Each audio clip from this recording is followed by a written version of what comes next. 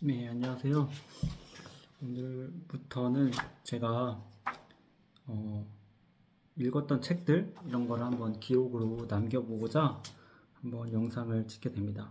오늘 처음에 제가 시작할 책은 여기 나왔듯이 병에 걸려도 잘 사는 법. 좌우반전이 잘 돼야 될 것 같은데 병에 걸려도 잘 사는 법이거든요. 그래서 한번 읽어보도록 제가 한번 읽어봤는데 일단 제가 이렇게 몸 상태가 그렇게 좋지 않은 상황에서 가장 먼저 굴렸던 책인 것 같아요. 그러니까 어떤 그 과학적인 세계관을 벗어나서 또 다른 세계관을 통해서 내 몸을 이해하고 그걸 어떻게 다루어 갈지 한번 생각하면서 골랐던 책이고요. 이 책은 아무래도 현대의학이 제대로 다루지 못하는 부분을 조금 긁어주는 것 같아요. 그렇다고 해서 그게 다 맞다라고는 하지 않고 여기 이 책에 항상 이런 문구들이 있는데 이런 그 의학 과학적 사고관에서 조금 다른 측면에 있는 책들은 이 책에 나와 있는 의학 지식은 다른 모든 의학 지식과 마찬가지로 불변의 진리는 아니다. 그래서 독자 개별이고 특수한 상황을 고려해서 적용해라. 그러니까 다 이 책대로 되진 않는다는 것을 말씀해주고 있고 여기 역자는 이때 화타 김영기 선생이라고 해요. 그러니까 그만큼 화타라고 자타공인 쓰는 것처럼 자기가 그 많은 현대의학을 못 고친다고 생각하는 사람들을 와서 이제 치유한 사례를 가지고 책을 정리해서 쓴 거라고 봅니다. 전체적으로 처음에 들어가는 말은 이런 말이 나와요. 세상에는 아픈 사람도 없고 아프지 않은 사람도 없다 라고 나와요. 그러니까 이게 참 애매모호한 말이죠. 들어보면 세상에는 아픈 사람도 없고 아프지 않은 사람도 없다. 이게 도대체 이게 무슨 말이냐? 그러니까 전체를 말하는 건데 그 다 아프기도 하고 다 안 아프기도 하다라는 거죠. 그러니까 쉽게 생각을 하면 병도 하나의 관념이고 우리가 극복해야 할 대상이고 컨트롤해야 할 대상이지 그거를 가지고 내가 휘둘릴 필요는 없다는 의미라고 전 받아들였거든요. 그러니까 나의 습관과 마음가짐이 사는데 지장이 없으면 그것은 질병이 아니란 거죠. 그러니까 내가 어떤 질병이 처음에 왔는데 예를 들어 당뇨가 왔어, 고혈압이 왔어. 하지만 내가 그걸 어떻게 컨트롤하느냐에 따라서 그것은 나에게 아픈 게 될 수 있는 거고 안 아프게 될 수 있는 거예요.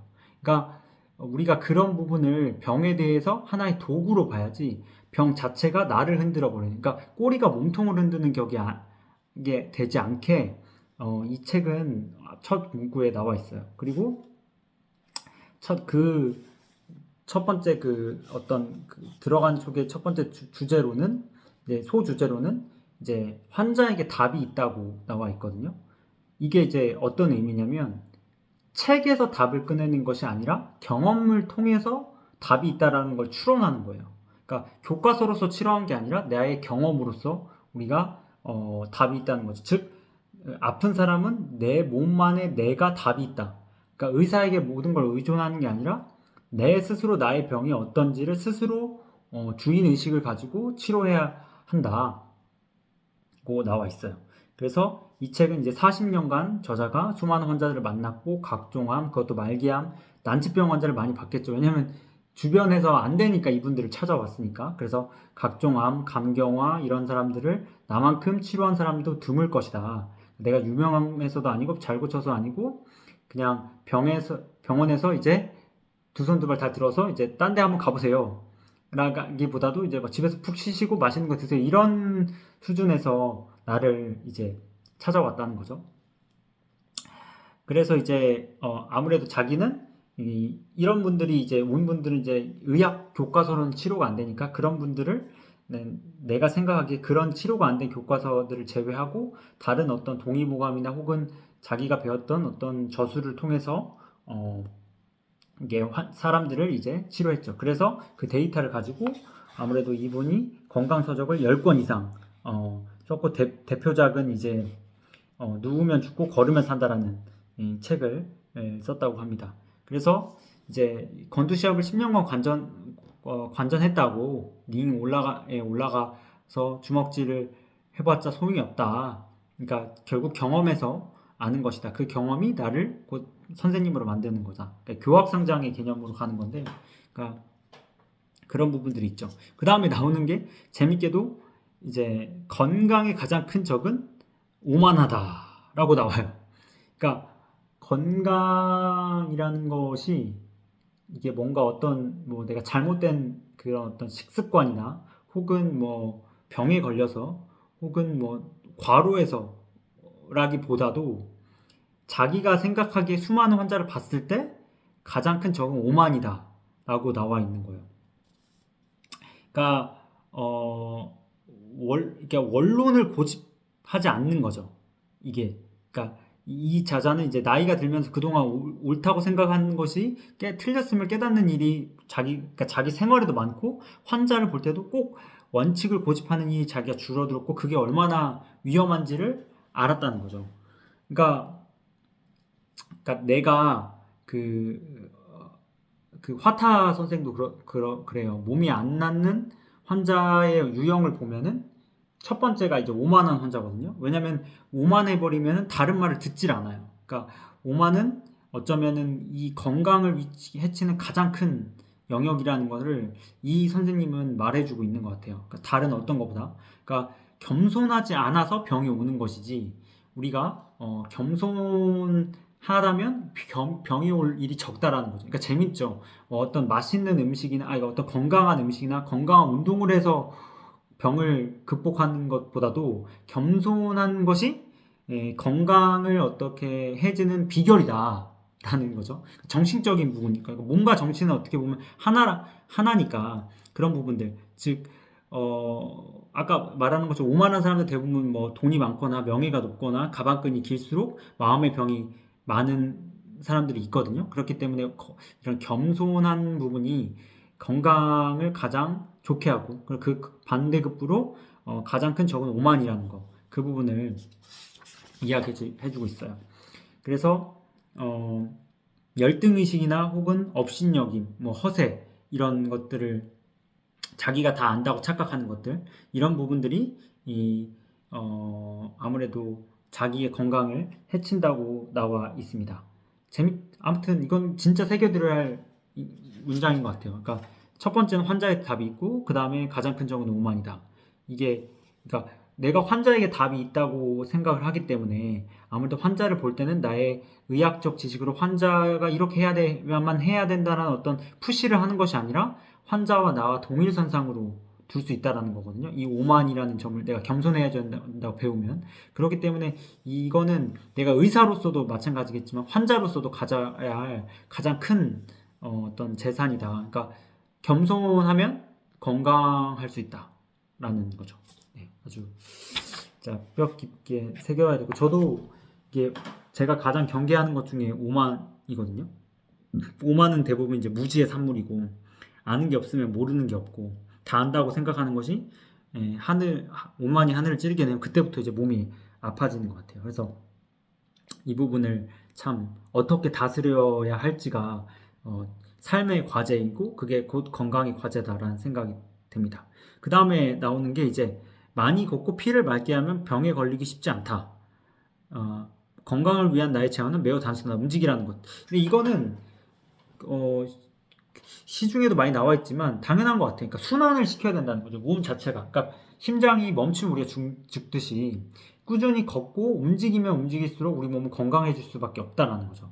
그래서 걷고 또 걸어야 그것이 도움이 된다. 그러니까 여기서 나오는 또 뉴턴의 법칙도 나와요. 그러니까 이 책이 막 그런 거 있잖아요. 이게 뭐 비기가 있거나 혹은 뭐 그런 어떤 뭐 지식을 알려준다기보다도 그런 과학적 지식을 또 무시하는 것이 아니에요. 그런 것을 가지고 바탕에 깔아서 설명을 해요. 그래서 굉장히 그런 부분에 대해서는 좀 신뢰감이 있어요. 물론 아닌 부분도 저도 있겠지만 저도 의학적 지식이 없는 건 아니어서 그래서 뉴턴의 제1법칙, 관성의 법칙을 통해서 멈춰있는 물체는 계속 멈추려 하고 움직이는 물체는 계속 움직이려고 한다. 그러니까 몸이 움직이지 않으면 몸이 굳고 서서히 죽어갈 수 없는 것이 자연의 이치다라고 말하고 있어요. 그러니까 과학의 어떤 그 대전제를 가지고 건강에 대입시키는 거죠. 즉 관성의 법칙처럼 계속 움직이는 사람은 계속 살 수밖에 없다라는 논리를 말하고 있어요. 그래서 계속 꼭 걷고 걸어라. 그러면 걷다 보면 교만과 겸손의 차이를 저절로 알게 된다. 그러니까 타인을 통해서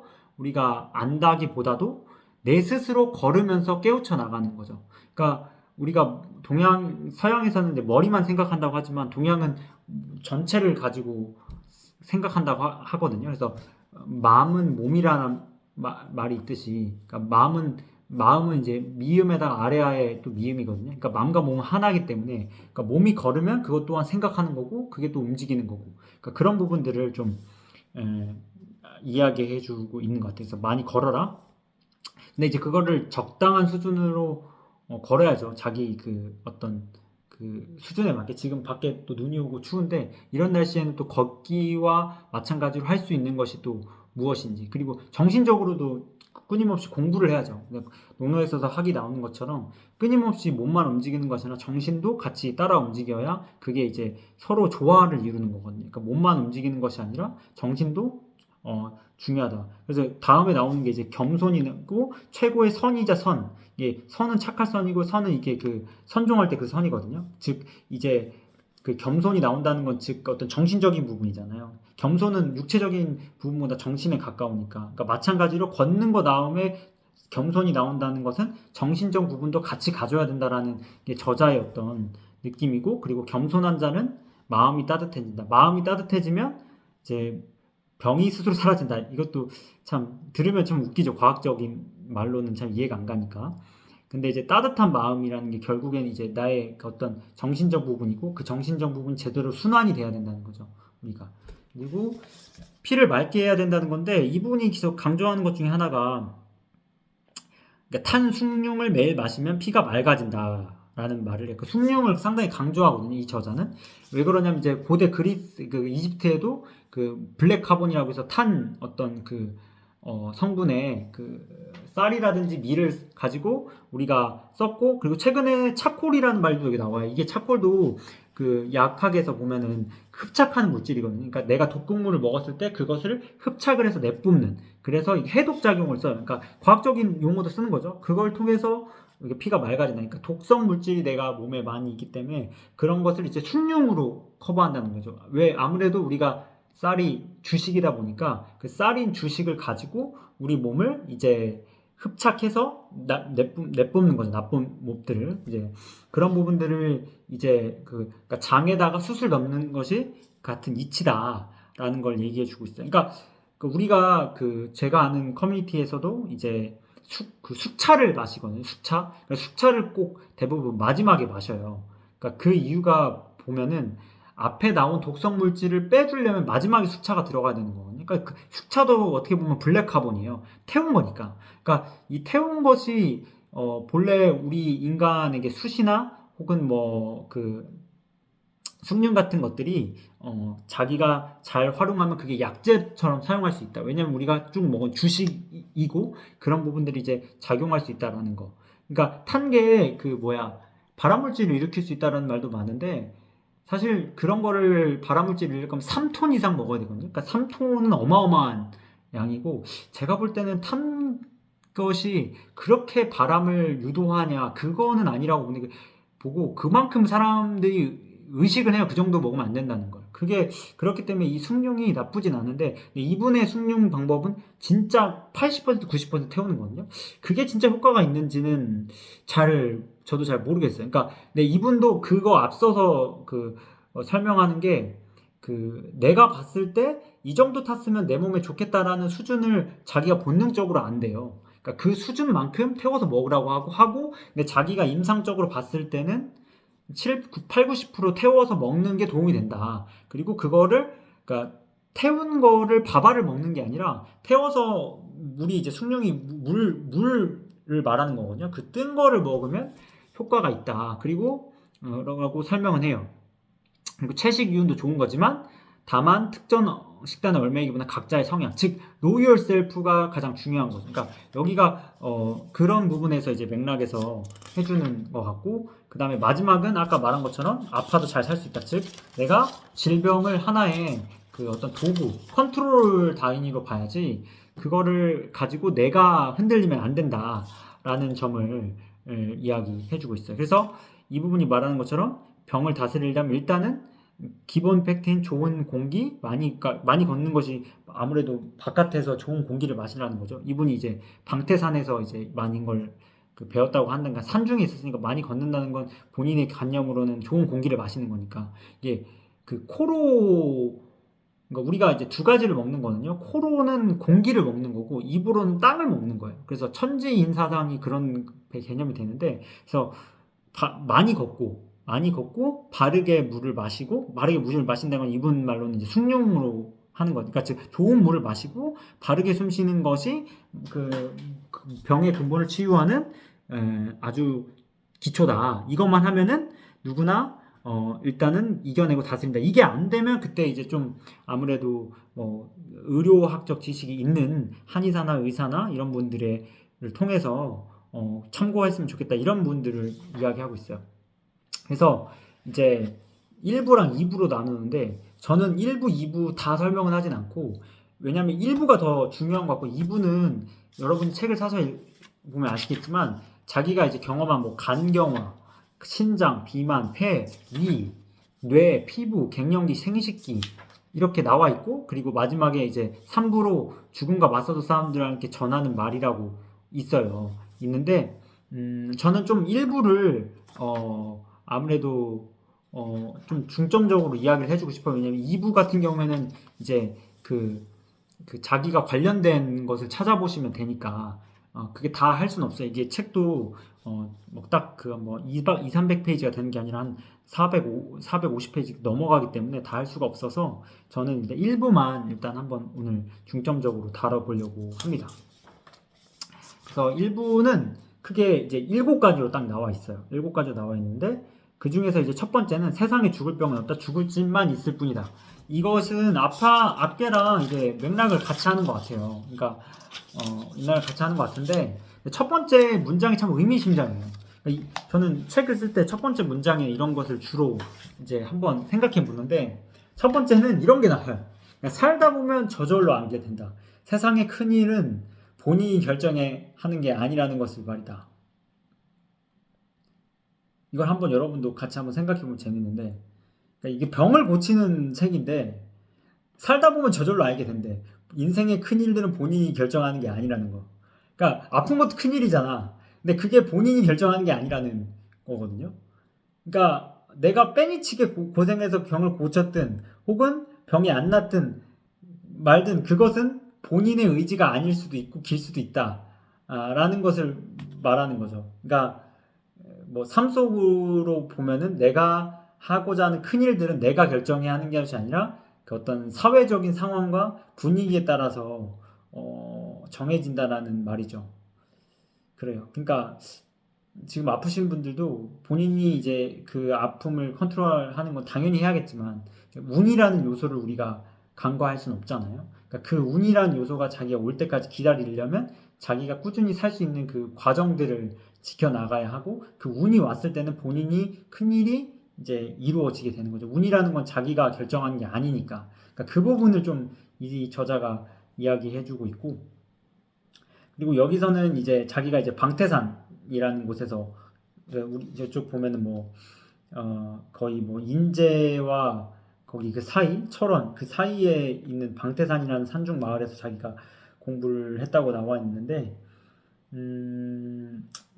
뭐 저도 그런 곳을 아직 뭐 저도 시골에서 자랐지만 그 정도의 오지까지는 안 해봤는데 그 오지에서 가서 이제 본인이 말한 경험한 부분들이 있나 봐요. 근데 이제 재밌게도 그 원시림이라고 표현을 하거든요. 그 방태산에 사는 사람들을 건강하게 살 거라고 생각하는데 사실 건강하지 않다라는 거죠. 왜냐면 그분들은 화전민들이 많은데 농약에 대부분 중독이 많이 됐대요. 왜냐면 그만큼 화전민들이라는 게 아무래도 땅을 불태운 다음에 거기다 비료를 뿌리면 되고 거기다가 옥토를 만들게 했는데 그 옥토를 만들면 비료를 뿌리면 식물만 잘 자라는 게 아니라 그만큼 식물이 잘 자라니까 벌레들도 잘 자라게 되는 거니까. 그러니까 벌레를 죽이려면 또 비료를 많이 그 농약을 많이 뿌리게 되고 농약을 많이 뿌리면 결국 이제 본인이 안 좋으니까. 그러니까 방태산에 갔을 때는 이미 뭐 간경화, 관한, 신장암 이런 분들이 되게 많았다. 그러니까 시골이라고 다 건강한 건 아니다. 자기가 느꼈을 때. 그러니까 그것도 맞는 것 같아요. 제가 시골에서 있으면서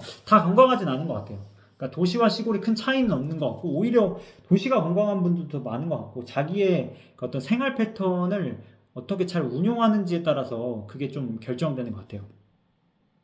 그리고 그래서 누우면 죽고 걸으면 산다. 이거는 앞서 했던 내용을 좀 더 반복해서 이야기했고, 근데 그런 이유가 대부분 이제 비 때문에 이게 그, 이제 농사를 또 잘 지려면 또 빚을 지게 되나 봐요. 이 화전민에서도. 그러니까 욕심이 문제인 거지. 그러니까 오만한 거지. 그 욕심도. 자기가 더 채우겠다라는. 그런 부분들도 여기에서 좀 나오게 되는 거고, 그리고 그런 어떤 방태산에 있었던 사람들을 통해서 자기는 1년 동안 뭐 공부를 그러니까 많은 시간 동안 공부를 했고 농약이 참 많이 나오는데 농약이 참 많이 문제가 되는 것 같아요. 시골에서도 지금은 좀 옛날은 진짜 그 센 농약들이 많았는데 지금 좀 그런 부분들이 이제 제어가 되는 상황이니까. 그 다음에 이제 앞서 이제 죽을 짓만 있다. 그러니까 죽을 짓을 안 하면 죽을 병은 없다라는 부분들. 그러니까 아까 말한 술, 담배 많이 하거나 혹은 뭐 농약 같은 거라든지 욕심이 강하면 당연히 그게 죽을 짓이겠죠. 과로를 한다거나 그런 걸 안 하면 크게 사는데 그 다르다. 그리고 여기에서 이분 아까 과학적인 것도 나왔는데 후성 유전화 에피지네틱스라는 게 나와요. 근데 이분이 이런 걸 공부했다는 게 되게 굉장히 저는 신뢰가 많이 갔어요. 그러니까 단순히 어떤 뭐 이 삶의 어떤 저변의 그 깨달음만 가지고 하는 게 아니라 이런 어떤 에피지네틱스 이거 공부하는 사람만 알거든요. 저는 이거 되게 학교에서 되게 중요하게 전 생각을 했어요. 근데 이분이 말은 이렇게 해요. 노력에 따라 DNA도 얼마든지 바뀐다는 것을 밝혔다. 근데 이게 사실은 전 반은 맞고 반은 틀렸다고 생각하거든요. 이게 DNA라는 게 우리가 바뀌진 않아요, 거의. DNA는 하나의 어떤 그 판본 같은 거거든요. 이 판본? 이게 종이가 있으면 거기 찍어서 계속 이렇게 종이가 이렇게 그 어떤 활자 같은 거요. 구텐베르크의 활자 같은 그런 건데 이게 DNA가 어떤 서열이 있으면 그 서열이 어떤 부분이 어떤 부분이 인쇄가 가능하게 되고 어떤 부분이 인쇄가 불가능하게 이거를 만들어요. 그걸 이제 조절하는 과정이거든요. 조절하는 과정인데 그게 내가 건강하게 살면은 에피지넥스 후성 유전학이니까 내가 건강하게 살면은 DNA가 발현되는 그러니까 DNA가 만들어내는 단백질을 좋은 단백질을 더 많이 만들어내고 나쁜 단백질을 덜 만들게 하는 그런 어떤 작용들이 더 많아진다는 거예요. 그러니까 그게 이분의 입장에서 DNA도 바뀐다라고 표현하는 건데 뭐 그럴 수도 있어요. DNA가 이제 변형이 생기면 그런 부분들이 있으니까. 근데 제가 생각하기에 후성 유전학의 본질은 DNA는 그대로인데 그 DNA 그대로인 것을 내가 어떻게 좋은 단백질을 많이 만들고 안 좋은 단백질은 적게 만드느냐 그거에 대한 컨트롤의 영역을 얘기하는 거거든요. 그렇게 좀 이해하는 게 좀 더 맞다고 생각을 해요. 그래서 그러니까 좋은 DNA를 바꾼다라는 건 좋은 단백질을 만들 수 있는 DNA 서열을 더 활성화시킨다라고 이해하시는 게 더 정확할 것 같아요. 그러니까 그런데 그럼에도 불구하고 이분이 후성 유전학을 말했다는 것 자체가 상당히 과학적이고 되게 의미 있다라는 그런 느낌이 들었어요. 그래서 더 오히려 신뢰가 됐고 인생에 뭐 아까 말한 것처럼 많이 걸으면 좋다 이건 되게 흔한 상식인데 거기에다가 이런 후성 유전학까지 정확하게 그 언급을 하면서 자기가 생각한 저도 이게 되게 중요한 메시지인데 이 부분을 여기 넣었다는 건 이만큼 이분도 과학적 공부도 굉장히 많이 하셨다라는 부분이 제가 그 살면서 생각했던 부분과 같이 겹쳐서 한번 좋은 내용에서 좀 짧아요. 다른 거에 비해서 짧은데 당연히 짧겠죠. 아무래도 이 부분에 대해서는 좀 더 해석할 여지가 있으니까. 두 번째는 병을 고치고 싶다면 마음을 비워라. 이게 나를 죽게 하는 건 사실 욕심. 그러니까 욕심이 날 죽게 하는 것 같아요. 나의 의지, 어떤 이런 것들을 말하는 것 같은데, 이게 참 그런 부분들로 이제 이제 나오는 이제 주제가 다시 일을 할 수 있다 하니 강경변이 저절로 나았다. 그러니까 몸을 써야 우리가 더, 그, 몸이 이제 움직일 때마다 그게 된다. 근데 이제 마음을 비우고 움직여야 된다는 거죠. 그러니까 내 마음이 예를 들어 욕심이 가득 찬 마음이면 내가 과로를 하는 건 나한테 안 좋게 되지만 내가 욕심을 비운 상태, 그러니까 타인과 함께 가겠다는 의지가 있는 상태에서는 이게 된다라는 거예요. 그러니까 뒤에서도 나오는데, 그러니까 마음이 이런 거죠. 마음이 그 독립운동가들 있잖아요. 독립운동가들 보면은 그 마음 자체가 나라를 독립하겠다는 의지, 어떻게 보면 욕심으로 꽉 채워져 있지만 그런 부분들은 괜찮다는 거예요. 내 마음이 그 어떤 공동체를 위한 마음이니까. 이 마음이라는 건 개인의 욕심을 말하는 거거든요. 하지만 공동체를 위한 나의 욕심은 그 마음을 채워야 되는 거죠. 그러니까 어떤 마음을 비우고 어떤 마음을 채워야 되는지가 이 책에서도 또 나오긴 하는데, 아무튼 그런 부분이에요. 그래서 다시 일을 할 수 있게 하니 더 괜찮았다라고 말을 해요. 그러니까 걱정이 날 죽인다는 거죠. 그러니까 내 마음을 난 이제 죽을 병에 걸렸어.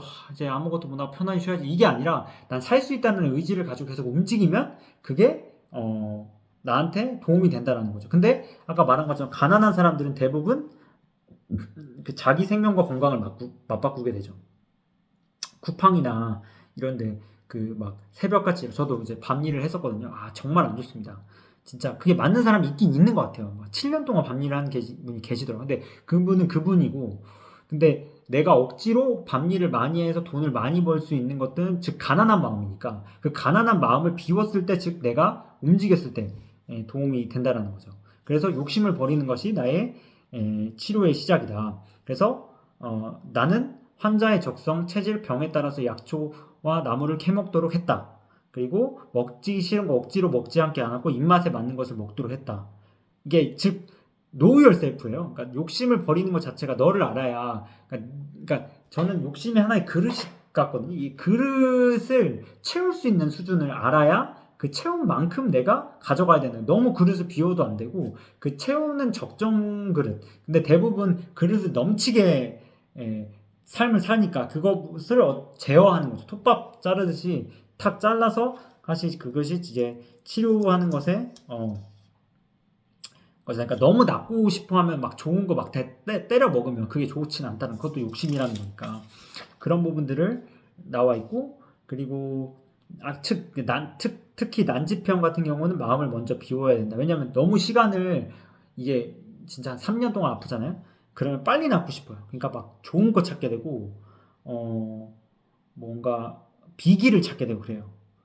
빨리 낫고 싶으니까. 너무 기니까 3년 아프잖아요. 그럼 1000일이 아파요. 1000일이 아프면 이게 사람이 상식적인 부분을 벗어나서 비상식적인 영역으로 날 거칠 수 있다고 생각하는데 그런 게 아니라는 것을 이 저자는 말하고 있어요. 그래서 자기가 1만여 명을 고치면서 깨달은 가운데 하나는 양질의 약초, 나물, 깨끗한 물, 깨끗한 공기, 지나치다 싶을 만큼의 노동, 마음을 비운 정신 등이 난치병을 고치는 데 중요한 요소다.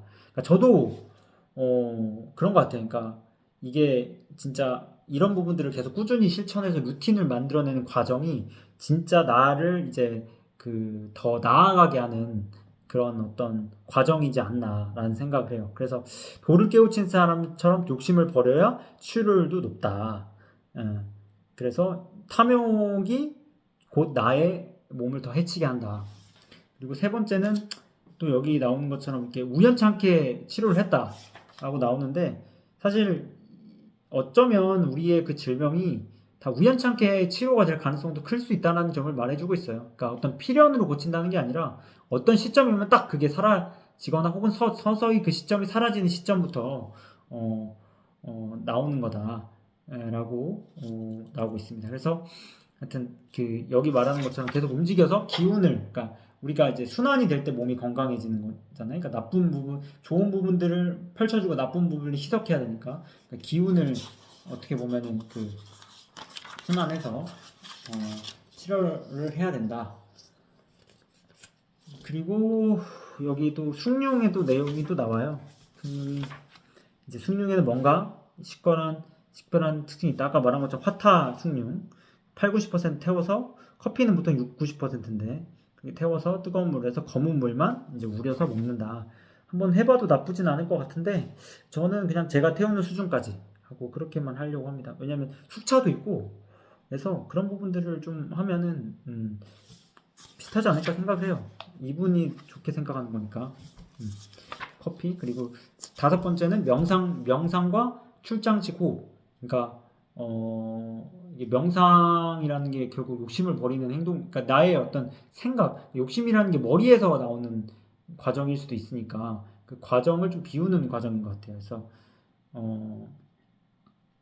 아무리 그 요즘에 아무리 그 머리를 비우지 않는 상태에서 들어가는 지식들은 다 쓰레기가 될 가능성이 있기 때문에 그런 지식들을 착 내가 내려놓을 때, 즉 명상을 할 때 도움이 되고, 출장식 호흡은 이거는 복식 호흡과 비슷한데 그러니까 더 길게 숨을 내쉬는 거예요. 그러니까 들이쉬는 것을 한 4초간 하고 내쉬는 걸 한 6초간 이런 식으로 해서 출장식 호흡을 하라라는 것도 좋다라고 하는 거거든요. 그러니까 당연 이건 그런 것 같아요. 이게 내쉬는 것 자체가 이산화탄소를 많이 내뿜는 건데, 이산화탄소가 우리 몸에선 독소고 산성 물질이거든요. 이산화탄소, 그러니까 그 콜라가 산성인 게 탄소, 이산화탄소니까 그게 많이 들어가 있기 때문이거든요. 탄산이 그렇게 그만큼 이제 내가 길게 내쉬는다는 거는 아무래도 이산화탄소를 많이 내뿜는 거고 독성을 많이 내뿜는 거니까 결국 그게 가장 그 몸에 그 어떤 좋은 기운을 붙는 과정인 거죠. 그래 그렇게 나오고, 근데 이제 숨 쉴 때는 코로 숨 쉬는 게 더 중요하다고 나와요. 근데 다른 유튜브 채널을 보면 내쉬는 것도 입으로 하라고 하는데 잘 모르겠어요. 어떤 게 맞는지. 근데 아무튼 출장식 호흡이 굉장히 중요하고, 그리고 아까 뭐 몸을 고단히 움직이면 좋겠다. 근데 이제 이게 명상을 할 때도 명상이라는 것 자체가 저는 이게 차분히 앉아서 하는 게 명상이 아니라, 여기 보시면 이제 그 추사 김정희 선생이 하는 것처럼 머리만 가만히 하고 가만히 정자세만 한다고 해서 그게 명상이 되는 건 아닌 것 같고, 그 저희 스승님 어머님 그 사진 있거든요. 그뭐깨 일하는 사진 있거든요. 그것도 명상이라고 생각해요. 그러니까 자기의 생각을 머리에서 내가 가타부타할 생각을 안 하는 상태인 것 같아요. 그럼 몸과 관계가 없어요. 내가 몸을 뭐 집안일 열심히 하는데 생각을 안 한단 말이야. 복잡한 거. 그것도 명상인 것 같아요. 그러니까 그런 명상을 하면 그게 곧 도움이 된다라는 걸 말하고 있어요. 그래서 여기 보시면 명상하고 몸을 고단하게 움직여라 같은 맥락으로 나오거든요. 그리고 그 참선이라는 것이 앞에 나오고 뒤에는 이제 추사 김정희 선생이 그런 건 참선이 아니다라고 말하는 것처럼, 그러니까 그것만 참선이 아니다라고 말하는 것처럼 제가 볼 때는 이 명상이라는 거 생각을 자체를 안 하는 거기 때문에, 그러니까 잡념을 없애는 거기 때문에 그게 오히려 어떤 내가 막 이것저것 막 움직일 때 하는 것 같아요. 이게 책도 명상하면서 쓰는 것 같아요. 우리가 명상 자체를 막 가만히 앉아서 참선하는 거라는 어떤 대표성을 가지고 우리가 있는 것 같은데 그건 아닌 것 같아요. 우리가 차분히 앉아서 내가 생각나는 대로 하는 거죠, 일을. 그런 것 같아요. 그런 거라고 봐요, 저는. 그리고 그 다음에 이제 집이 나와요. 재밌죠? 그러니까 이게 우리는 이제 서양처럼 몸만 건강해야 된다고 생각하는데 집이 이제 나오게 되는 거예요. 그러니까 주변 환경을 건강하게 만들면 난 건강해질 수밖에 없는 것 같아요. 이 자체가. 그러니까 환경을 일단 바꾸는 거죠. 몸을 바꾸기 전에. 그래서 집이 건강해야 사람도 건강하네. 그래서 여기 나오는 것처럼 집 짓는 방법이 나오는데 이걸 다 설명할 수는 없고, 그만큼 친환경으로 집을 지어야 더 오래 산다. 그래서 수명을 120세까지라고 동의보감이나 뭐 이렇게 나오는데 우리는 그렇게 못 사는데, 그 이유는 아마 집이 다 콘크리트 덩어리인데 콘크리트 덩어리가 이제 독소가 나가려면 30년이 걸리는데 30년이 걸리려면 그때쯤에 콘크리트를 다시 무너뜨려야 되니까. 그러니까 우리가 집을 어떻게 만드는지가 진짜 중요한 것 같아요. 그게 진짜 주인적인 삶이 아닐까. 집을 내가 내 살 곳을 만든다. 그리고 마지막에는 희망과 용기가 불치병의 치료의 시작이다 라고 나오는데, 일단 의지가 중요하다는 거죠. 그러니까 내가 죽을 거라는 그런 생각으로 내가 죽는다. 그 선생님이 예전에 희망 나무라고 있는데, 나무한테 뭘 해주면 나무가 다 소원을 들어주거든요. 그래서 나무가 날 죽일 거야 하니까 그 죽인다는 그 어떤 소망 나무에 의해서 자기가 죽는 그런 일화가 있는데, 그것처럼 음, 내가 그 희망과 용기, 그러니까 내가 날 죽이지 않게 그런 마음을 갖고 하는 것이 치료의 시작이라고 저 보는데 저도 그렇게 생각해요. 저는 지금 뭐 솔직히 얘기하면 거의 저체중에 있는데 이 저체중을 어, 이겨낼 수 있다고는 생각하거든요. 근데 이겨내기는 과정이 어디에서 비기를 따와서 이겨낸다기보다도 나의 의지와 어떤 루틴과 그 안에서 쌓아가는 그 내공이 있을 때 더 힘을 발휘한다고 생각을 해요. 그게 진정한 나의 그 건강이라고 저는 보기 때문에 저는 건강이 몸만 건강한 뭐 헬스장 트레이너 저는 그렇게 생각하지 않아요.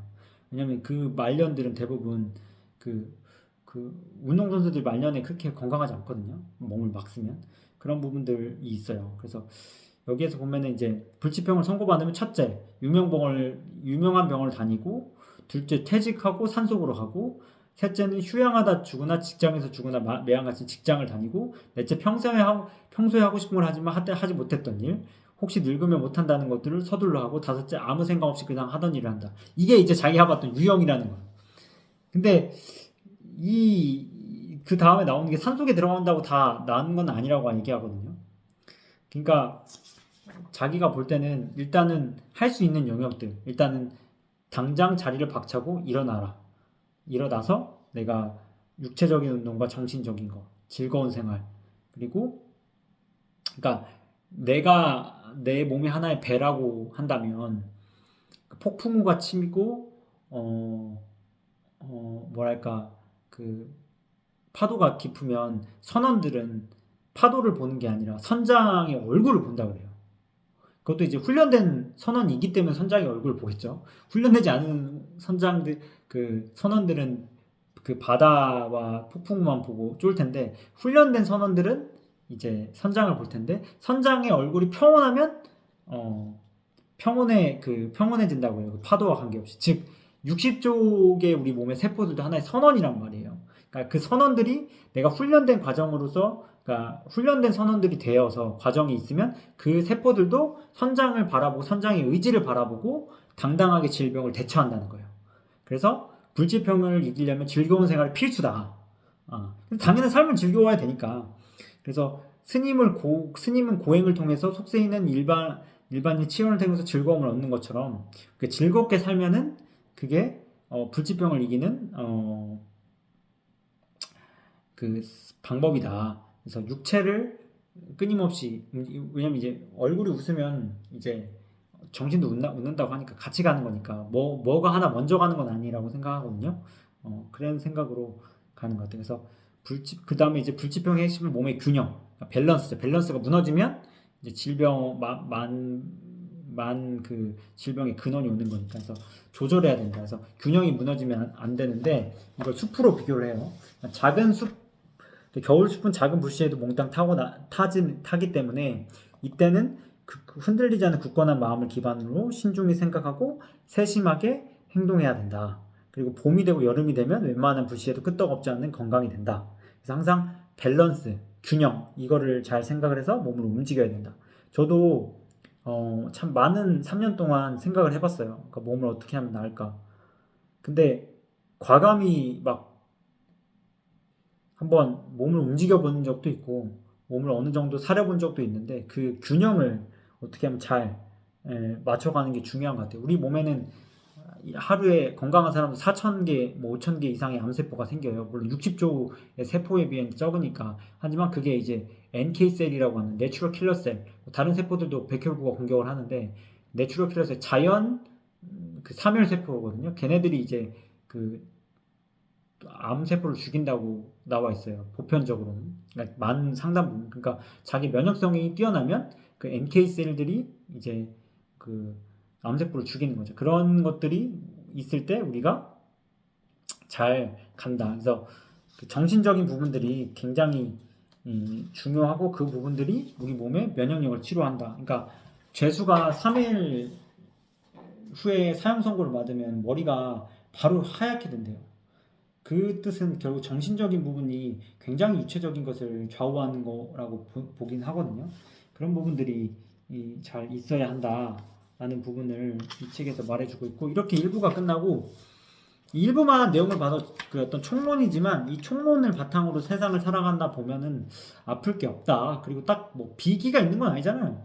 제가 볼 때는 되게 상식적인 내용들이고 이 상식을 어떻게 내가 만들어가느냐인데 그래서 저는 지금 위라고 뭐 단정 지을 수는 없지만 위랑 이제 어떤 소화기계가 문제가 있거든요. 그래서 5장을 봤는데 이게 다른 장에 비해서 굉장히 이 위는요 정신적인 부분이 많이 나와요.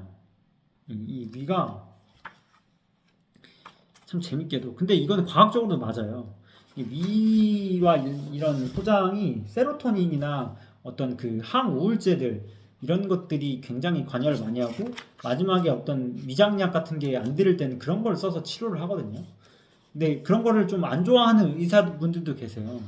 근데 그런 것이 이제 나와가지고 첫 번째로 나오는 위 주제가 이제 아무래도 이분이 대부분 암 환자나 불치병을 고치다 보니까 말기 환자들이 많아요. 그래서 와서 보면은 소주 반잔으로 위암을 고친 송별주 영감의 욕심이 이제 제가 들려주고 싶은 이야기인데 사실 제 병하고는 좀 많이 거리감이 있는데 위라고 해서 그냥 저도 한번 같이 해보는 건데 결국에는 이 송영감이라는 사람이 거의 뭐 한국 최고의 현금 부자가 많을 만큼 살아왔다는 거예요. 현금이 많다고 해서 여러분 돈이 많다고 해서 그게 긴장감이 더 높다는 거예요. 돈이 많으면 막 좋을 것 같은데 편안하고 그렇지 않다는 거죠. 이 현금 부자는 그만큼 그 돈을 불린 과정이 누군가 빌려주고 막 이런 과정이 많으니까 떼먹을 수도 있잖아요. 그러니까 그런 긴장감 속에 살았던 것 같아요. 그래서 그런 과도한 욕심이 긴장에겐 해롭다라고 나와 있어요. 그러나 아까 말한 것처럼 독립운동가나 이런 것들도 그런 게 안 된다고 저자도 이야기하고 있는 거죠. 그러니까 그만큼 개인의 욕심을 채우는 긴장도는 건강에 좋지 않다라는 거죠. 그래서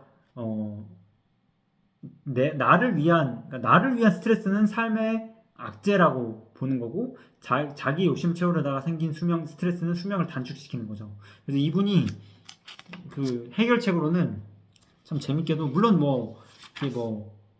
숭늉 먹고 많이 걷고 하라고 나왔는데 이게 술도 좀 반잔씩 마시라고 해요. 그리고 뭐 고깃국 한 그릇에 미음 같은 것처럼 좀 적게 먹고 이렇게 하라는 말이죠. 그래서 근데 이제 자기가 모은 돈을 좋은 데에다 쓰고 오라고 했나 봐요. 진짜 그랬는지 모르겠는데 그랬기 때문에 썼겠죠. 그래서 욕심을 버려야 된다고 해서 그렇게 했어요. 이 사람이. 그래서 이분이 전 재산 10%는 직계가족이 물려주고 90%는 장애인 단체에 기증한다는 유언장을 작성하고 공증 절차를 밟았다. 그리고 그동안 인정머리 없이 야멸차게 대했던 친구나 친지나 친구들을 불러 모아 송별회 겸 자리를 마련했고 그리고 이제 송별 파티를 열면서 자기가 이제 지금까지 어떤 소홀했던 것들을 쫙 푼 거죠. 그래서 한약도 처방했지만 2시간 이상 천천히 걷고 출장 쉬고 길게 내쉬고 그리고 소주 반잔 정도 마셔서 했더니 6개월이 지났는데 죽진 않았어요. 말기 위암이었는데도. 근데 이제 기동량을 어렵다는 친지들에게 소문없이 생활비나 자녀 학자금 대주고 장애인한테 익명으로 기부를 했고 소식을 했고 했더니 진짜 몸이 좋아졌나 봐요. 그리고 마음을 진실로 비우는 거는 어려운 일이 아니라고 또 나오는 게 뭐냐면 이게 다시 이제 1년 후에 검사를 받는데 암세포가 없어졌다는 검사 결과를 받았다는 거죠. 기적이 일어난 거야. 그러니까 이 사람이 다시 유언장을 파기를 하고 자기 재산을 불리는 일에 나섰고 그동안 쓴 것을 보충하기라도 악착같이 다시 들렸다가 거액을 빌려준 회사가 부도났다는 연락을 받고선 졸도했다. 다시 일어나지 못했다. 그러니까 참 뭐랄까 자기가 했던 욕심을 내려놓지 못하니까 기적같이 고쳤던 병도 다시 나타나게 된다. 그러니까 만병의 근원은 아까 말한 것처럼 욕심이고 오만함이다 라는 거를 이 책에서 얘기해주고 있는 것 같아요. 참 진짜 욕심을 어떻게 버리냐가 자기의 건강함을 좌우한다라는 이 책에서 나와 있고, 그리고 이제 갓김치가 만병통치약이라고 나오는데 너무 좌선을 많이 한 거죠. 어떤 비구니 스님이. 근데 이게 좌선도 욕심인 거예요. 명진 스님이 말하는 것처럼 도를 깨닫는 게 좋은 것만 알고 그걸 하는 놈들도 나 미친 짓이라고 하거든요. 그만큼 이제 그렇게 하다 보니까 물 한 잔도 마실 수 없는 그 스님이 된 거죠. 이 스님이. 근데 자기가 이제 그 오래 씹어야 된다. 일단 소화가 되려면 그거부터 가르쳐 줬고, 그러니까 조금 소화가 되는 경우가 있는데 갓김치를 먹으니까 먹고 싶은 제가 갓김치가 있나 봐요. 그걸 먹으면 살 것 같은데 그걸 진짜 자기 고향에 가가지고 먹었던 거죠. 그런부터 식도와 위종이 꿈틀거리면서 살았다. 그리고 자기가 이제 참된 수행은 즉 즐겁게 사는 거다. 그래서 며칠씩 굶어가면서 고행하는 것이 아니라 붓다가 여기 보면 이제 불교도 나와요. 그러니까 이분이 공부를 굉장히 많이 하시긴 했어. 붓다의 어떤 그 깨우침의 과정도 이분이 이야기하는 것처럼, 그러니까 우유죽 먹고 이제 고행은 미친 짓이라고 생각하면서 중용과 절제가 그게 곧 깨달음이라는 거고 생각했고, 스님 역시 그런 거를 해서 세상 즐겁게 살아가는 것. 즉 종교의 본질은 무엇인가? 따뜻한 마음. 사람을 따뜻한 마음만 따뜻하게 감싸주려면 내 마음이 따뜻해야 된다. 우울한 종교인은 참 종교인이 아니다. 그녀는 즐겁게 걷고 즐겁게 음식을 먹으면서 사람들 속에서 즐겁게 살았다. 그 즐거움 속에 수행을 찾고 그녀의 수행은 즐거움. 그러니까 즉 수행은 고행이 아니라는 거죠. 그러니까 마음의 평화, 라는 거거든요. 마음의 평화. 고통의 반대는 마음의 평화인 것 같아요. 행복한 게 것이 아니라 그런 것들이 이제 좀 여기에서 나와 있고, 그리고 이제 뭐 암은 노화일 뿐이다.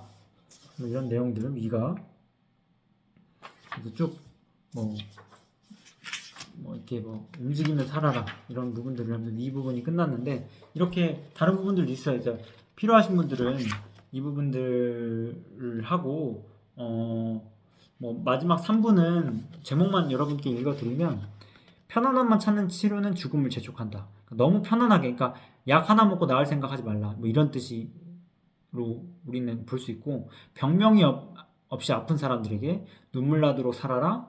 장독대 위에 쥐만 잡으려면 입안의 보물, 집에서 만드는 자연 육각수, 돌연사를 맞는 지혜, 불수 부인을 다시 걷게 한 리추얼, 이런 얘기들이 있어요. 그래서 이런 것들을 한번 또 관심 있으시면 찾아보시면 앞에 내용하고 크게 차이는 없겠지만 우리의 그 어떤 좋은 부분들을, 건강하게 살 수 있는 부분들을 이야기해 주는 것 같습니다.